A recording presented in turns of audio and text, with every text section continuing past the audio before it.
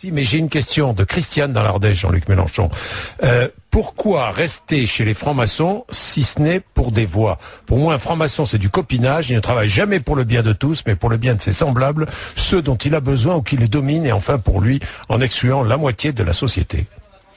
C'est une question assez curieuse. Pourquoi dois-je répondre sur la pratique de la franc-maçonnerie? Mais pourquoi pas? Bon, je vais bien y répondre. Pourquoi pas, Jean-Luc Mélenchon? Vous avez dit, je suis franc-maçon. Non, moi je n'ai rien dit, Monsieur Bourdin. Je suis un homme discret et je ne veux pas que mes opinions philosophiques ou religieuses soient mises sur la table, car un élu doit représenter tout le monde.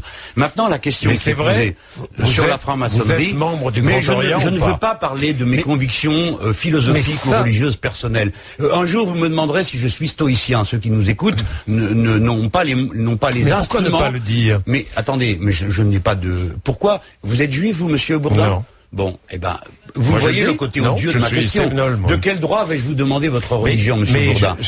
Eh bien, la maçonnerie est pour certains, pour vous, une philosophie, c'est une religion, une sorte de religion familiale. Je peux dire, puisqu'il n'est plus là, que mon père l'était, puisqu'il n'est plus là, mon grand-père l'était également. Et que va-t-on déduire de tout ça? Ce que je voudrais dire maintenant, c'est la chose suivante. Ne perdez pas de vue ce que ce courant a représenté dans l'histoire des idées et de la fraternité, de la liberté et de l'égalité dans notre pays. Voyez-vous, c'est le courant des Lumières. C'est lui qui a lutté contre l'obscurantisme. Monsieur, chaque fois que vous chantez la Marseillaise, le chant de notre patrie républicaine, vous chantez un chant écrit par un franc-maçon. Si vous chantez l'Internationale, vous chantez un chant écrit par un franc-maçon. Lorsque vous aimez la Commune de Paris, si vous êtes de gauche, vous devez vous souvenir que la moitié du Conseil des communards de Paris était franc-maçon et que tout le monde a été fusillé. Vous devez vous rappeler que les nazis ont ramassé le fichier des francs-maçons et déporté tout le monde.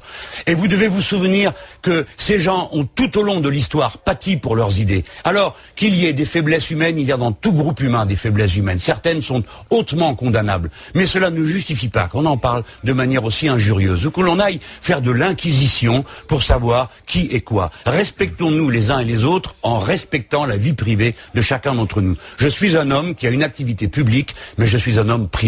Ma conviction privée, je le dis, je suis stoïcien. J'appartiens au courant des Lumières. Et maintenant, ceux de nos auditeurs qui veulent savoir de quoi tout ça retourne, courent à leur dictionnaire et à leur bouquin.